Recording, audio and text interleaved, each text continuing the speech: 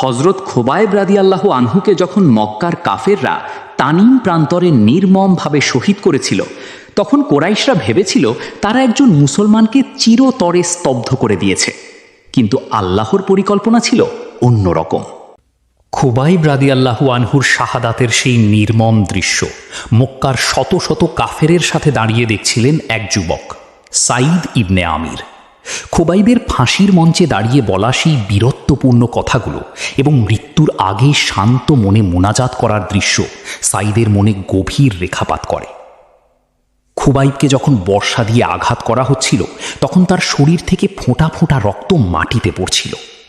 সাঈদ লক্ষ্য করলেন মৃত্যুর চরম যন্ত্রণার মাঝেও খোবাইবের মুখে কোনো ভয়ের চিহ্ন ছিল না, বরং এক ঐশ্বরিক আলো তার মুখমণ্ডলকে উজ্জ্বল করে রেখেছিল। শাহাদাতের পর কাফেররা খোবাইবের পবিত্র দেহটি সেখানেই ঝুলিয়ে রেখে চলে যায়। কিন্তু সাঈদ ইবনে আমির সেই রাত থেকে আর শান্তিতে ঘুমাতে পারছিলেন না। যখনই তিনি চোখ বন্ধ করতেন, খোবাইবের সেই শান্ত কণ্ঠ এবং আল্লাহর কাছে করা শেষ মোনাজাত তার কানে ভেসে আসত। কয়েকদিন পর সাঈদ তীব্র এক অদৃশ্য আকর্ষণে আবারও সেই তানিম প্রান্তরে যান, যেখানে খোবাইবকে শহীদ করা হয়েছিল।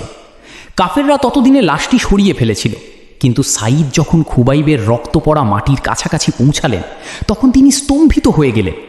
পুরো মরুভূমির তপ্ত বালুর মধ্যে ঠিক যে জায়গায় খোবাইবের পবিত্র রক্ত মিশেছিল, সেখান থেকে এক অভূতপূর্ব মিষ্টি ও তীব্র কস্তুরীর সুবাস বের হচ্ছিল।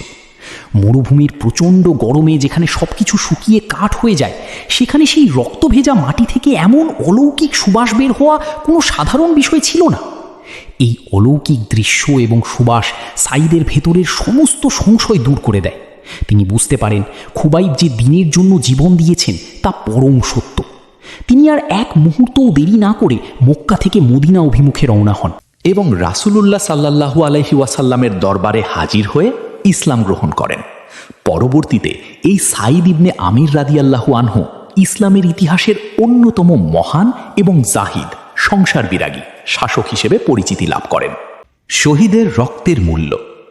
আল্লাহর রাস্তায় যারা জীবন দেন, তাদের রক্ত বৃথা যায় না।